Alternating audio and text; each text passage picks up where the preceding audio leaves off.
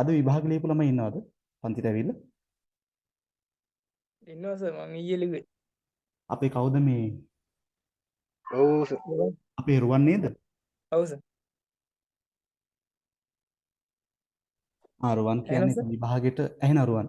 රුවන් කියන විභාගෙට ලකුණු 100ම ගත්තා. ඉතින් වාසනාවන්ත ඒක ඇත්තටම. ඉතින් රුවන් කොහොමද ඉතින්? ලකුණු දැක්කට පස්සේ මොනවද හිතුනේ යාට?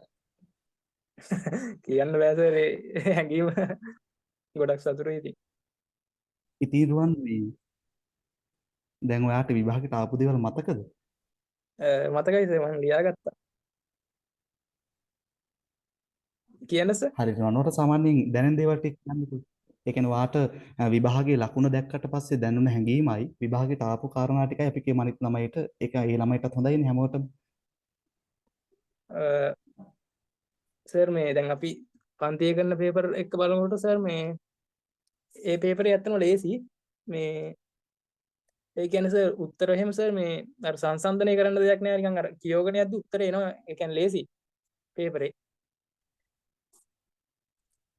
ඔව් සර් මට මේ මුලින්ම ආවේ සර් මේ අර මේ ස්පැනර් එකකින් අර මේ බෝල්ට් එකක් බුරුල් කරන රූපයක් ආවේ.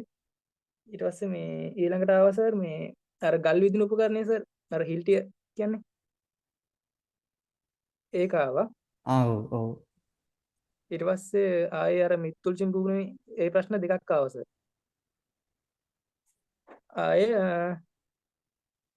ආයේ සර් මට ආවා නිර්වචන ප්‍රශ්න දෙකක් ආවා.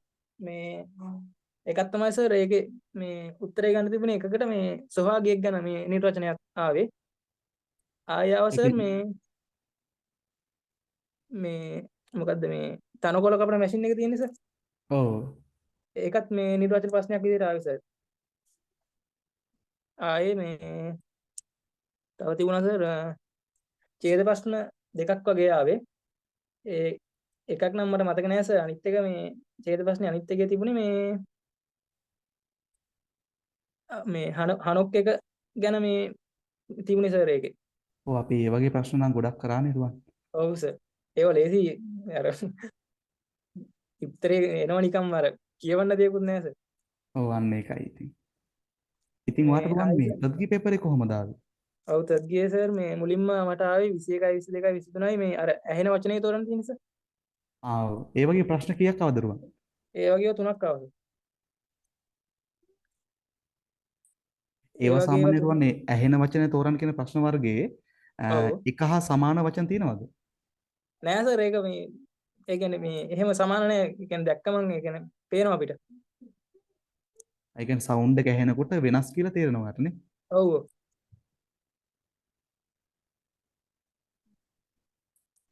ආයිස ඊගාවට ආවා මේ බෑන්ඩේජ් යොතන රූපයක් ඇවිල්ලා මේ මොකක්ද කියලා අහලා තිබුණා.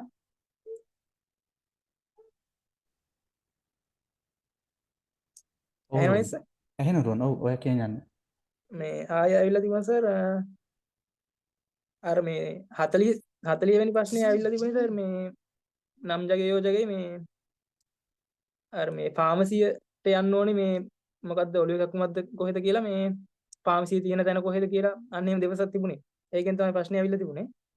ඒ මේ සාමාන්‍ය 30න් උඩේ මේ 30 ඉඳන් 40ට වගේ පොඩ්ඩක් අර මේ පොඩි දෙබස් ටිකක් තියෙන්නේ මේ ඒ ටික පොඩ්ඩක් අර හොඳට අහගෙන ඉන්න ඕනේ මේ. කියන්නේ උත්තරේ හොයාගන්න පුළුවන් ටක් ගාලා අර මේ හොඳට පොඩ්ඩක් ඒක අහුම්කම් දීලා අහගෙන ඉන්නවා.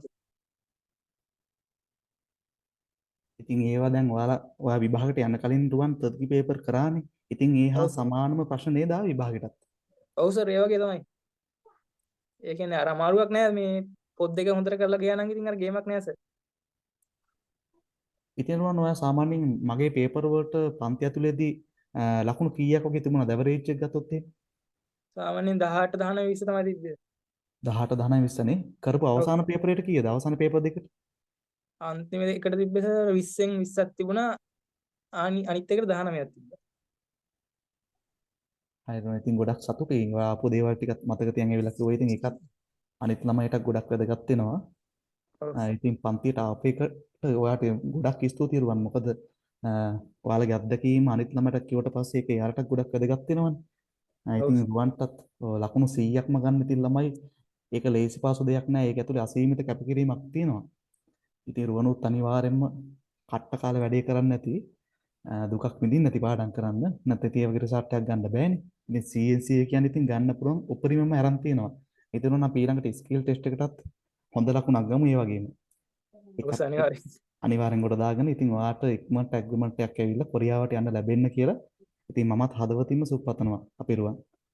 ඔව් සර් ඉතින් මටත් ඉතින් මේ වගේ ලකුණක් ඇත්තටම ගන්න පුළුවන් මේ සර් හින්දා තමයි. නැත්තම් මේ සර් මට සර් හම්බුනේ මේ දැන් මාස 11ක් වෙනවනේ. මට සර් හම්බෙන්න කලින් මේ මං හිතන් හිටියේ ඇත්තටම දීවර දාන්න. ඔව්. සර් හම්බුනම තමයි ඒ තීරණය මට වෙනස් වුනේ.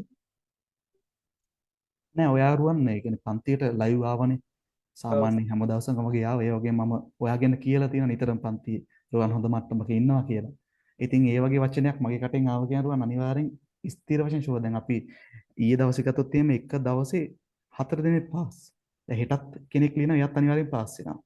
ඉතින් අපේ පන්ති වැඩ කරන හැම කෙනාම පාස් වෙනවා. ඉතින් කියන දේවල් ටික හරියට කරොත් පාස් වෙනවා. ඉතින් මගේ කැපකිරීම නෙමෙයි මෙතන. ඔයාලගේ ඔතේ තමයි වැඩේ තියෙන්නේ. දැන් රුවන් විභාගයේ ලකුණු 100ම ගත්තේ ඔයාගේ කැපකිරීම නිසා. ඉතින් මම මඟ පෙන්වීම විතරයි කරේ. ඉතින් ගොඩක් සතුටුයි රුවන්. දිගටම ඉන්න. ඉතින් අපි අනිත් ළමයිටත් උදව් කරමු. ඔව් සර්. ඔයා ගෲප් එකට ඇඩ් කරලා තියෙන්නේ. ඔව් සර්. ඉතින් ස්කේල් එකට අදාළ දේවල් ටික අපි ඉස්සරහට කරමු ඈ. හරි සර් ඉතින් සර්ටත් ඉතින් ගොඩක් ස්තුතියි. හරි සර් රුවන් එහෙනම් ඉතින් ගොඩක් ඔයාලව ස්තුතියි. සම්පූර්ණ. ඔව් ගොඩක් ස්තුතියි නම් පන්තියට ආවට. අපේ හරි තව සර්. කට්ටිය ඉන්නවද විභාගෙ ලියපු? ඔව් සර් මං කවුද ඊයේ අපේ ලිව්වා. අපේ තවිඳුනේ? ඔව් ඊයේ තවිඳු හවස තවිඳු. ඉවර එක්සෑම් එක. දීවර අපේ දීවරංශයනේ තවිඳු. ඔව් සර් මේ මටත් සර් පේපරේ මේ අර රූප ප්‍රශ්න වලට ඇවිල්ලා තිබ්බා. මේ පැලසිටෝනියම් එකක් ඇවිල්ලා තිබ්බා. ඊට පස්සේ පින්සලක් ඇවිල්ලා තිබ්බා. මේ තව තිබ්බ සර් මේ ඔය ගල් කඩන අර යන්ත්‍ර තියෙන්නේ සර්. අපේ රුවන්ටත් ආවා කිව්වේ ඒක. ඔව් ඒක තිබ්බා. හා හා මේ හා. එපාරස මේ මට තව ඇවිල්ලා තිබ්බ මේ කෝච්චි ටිකට් එක. ඒක නම් ලේසි. ඒ කියන්නේ මේ මේ ගාන ගැන අහලා තිබ්බේ. ඒ කියන්නේ හරි උත්තරේ ගාන ආවේ. හා හා හා. මේ යෝගම් එක මේ ඊට පස්සේ තිබ්බ සර් මේ මට ඇවිල්ලා තිබ්බ ප්‍රස්තාර ප්‍රශ්නය. මේ ප්‍රස්තාර එකක් ඒක කජන් මන්ත් එක තිබ්බේ. වඩා වැඩි ඒක නම් ලේසි සර්. නිකම්ම මේ කියන්නේ තෝර උත්තර ඒ කියන්නේ ලේසියෙන් අර මේව කරන්න දෙයක් නැහැ. ලේසි උත්තර හතර එහෙම. මේ ඊට පස්සේ ඇවිල්ලා තිබ්බ සර් මට මේ ප්‍රථම ආධාර ගැන ප්‍රශ්නයක්. ඒ කියන්නේ ඒක සර් මට මේ ඡේදය සම්පූර්ණයෙන්ම කියව ගන්න පුළුවන් වුණාට මේ උත්තර හතර ගැන ලොකු අයිඩියා එකක් තිබ්බේ නැහැ. ඒ කියන්නේ උත්තර හතරෙන් මොකක්ද දෙන්නේ කියන එක ඒක මට උත්තර හතර තෝරගන්න බැරි වුණා හරියට. ඒක සමහරට වර්ධින්න නැති සර්. මේ ඊට පස්සේ සර් ඇවිල්ලා තිබ්බා මේ ආයතන පහසුකම් ගැන දීලා. ඒ කියන්නේ සර් ඔය මේ ආහාර පාන එහෙම දෙනවා නිදුම් හිටුම් එහෙම. ඔව්. සමහර ආයතනවල මේ ඇතුළෙම මේ ඔය මේ ආයතන මේ මොකද ඒකට කියන්නේ ආයතන මේ ආයතනෙන් කැම දෙන තැන් තියෙන සර්. ඔව්. පුණි සිත්තන් එකක්ද?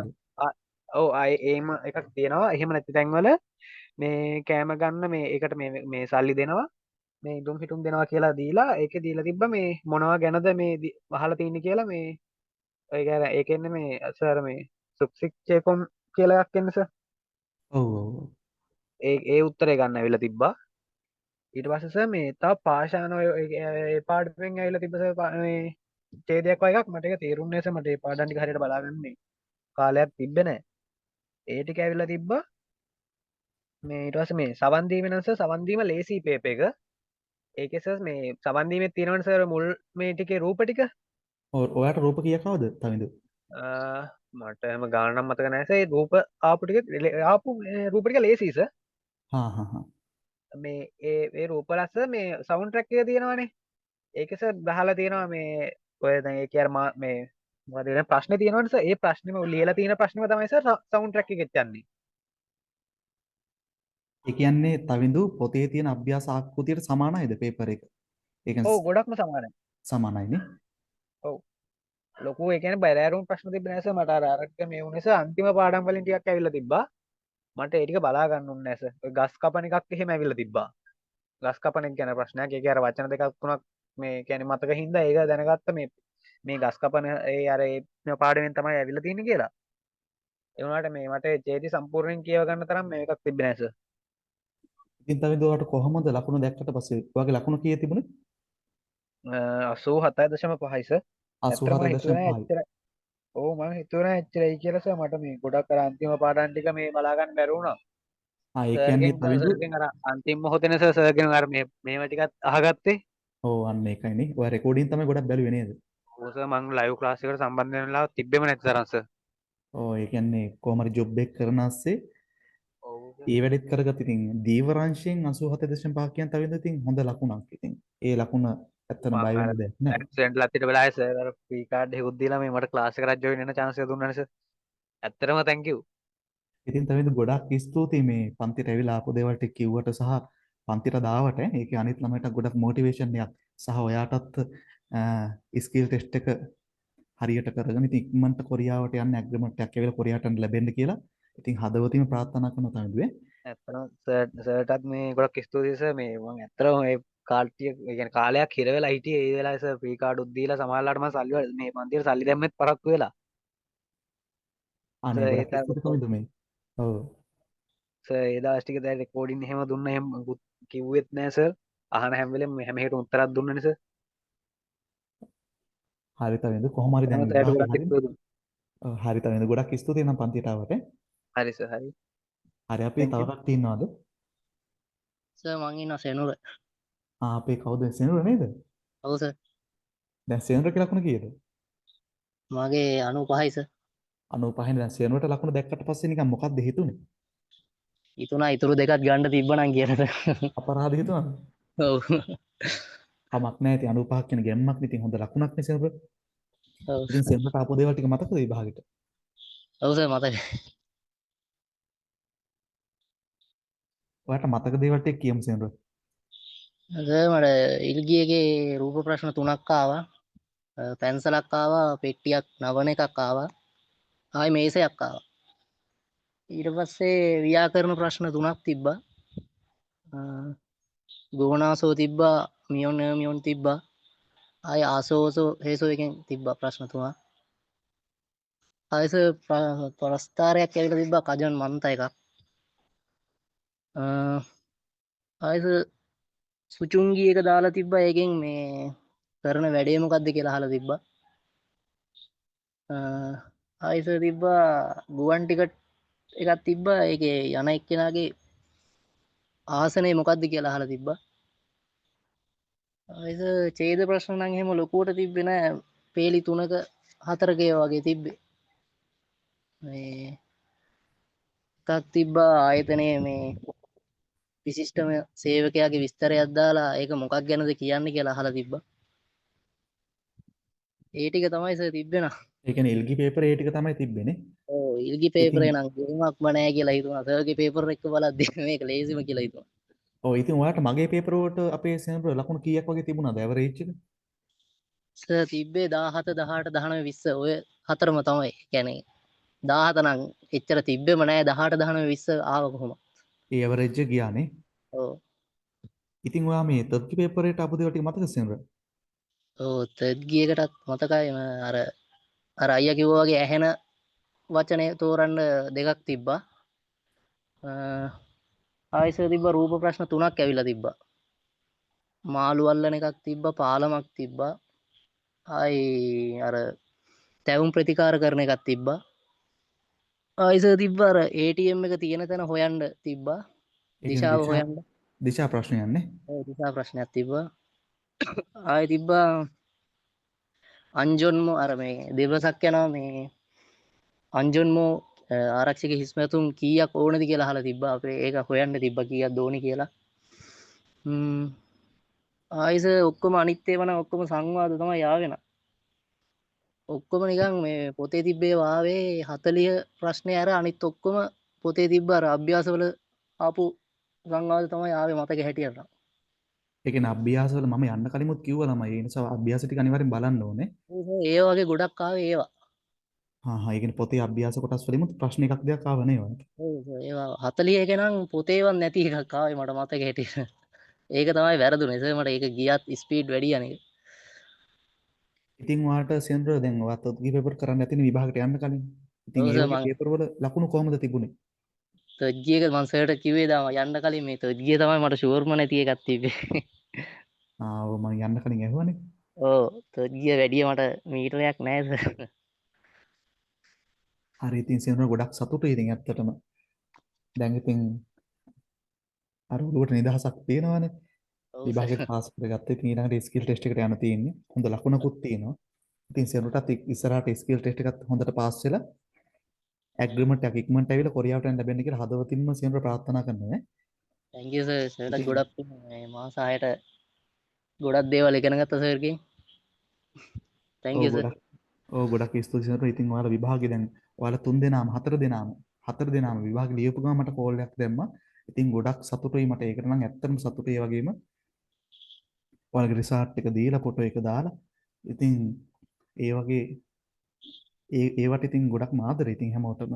ඉතින් ඒකට ගොඩක් ස්තුතියි. ඔව් thank you සර්. ඔව් සහ පන්තියට ඇවිල්ලා මේ කියපු දේවල් ටික අපි අනිත් ළමයිටත් ගොඩක් වැදගත් වෙනවා කියලා හිතනවා. සර්වේ නම් ඔව් ගොඩක් සර්. ස්තුතියි. මම තියෙනවා මේ ඔය මේ තර්ඩ් ගියර් එකේ අර මේ සවුන්ඩ් චෙක් කරන්න දෙනවනේ ඉස්සෙල්ලාම.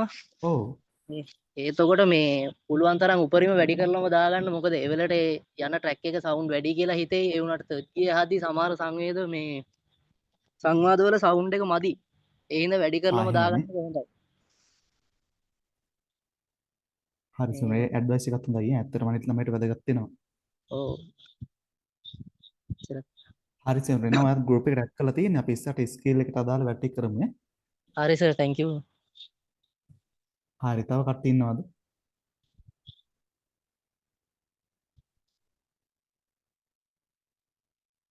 හරි ළමයි එහෙනම් දැන් මම හිතනවා ඔයාලට දැන් විභාගයට ආපු දේවල් ටික මෙහෙම කියනකොට මම හිතනවා ඔයාලා හැමෝම මේ නෝට් එකක් දාගන්න ඇති කියලා. ඉතින් දාගන්නව නේද හැමෝම? ඔව් සර්. ඔය හැමෝම නෝට් එකක් දාගමු. එතකොට ඔයාට ඒවා ටික අවධානය යොමු කරලා බලාගෙන ගියාම ළමයි ගොඩක් දුරට ඔයාටත් ඒ වගේ ප්‍රශ්න මෙන්න පුළුවන් නේ.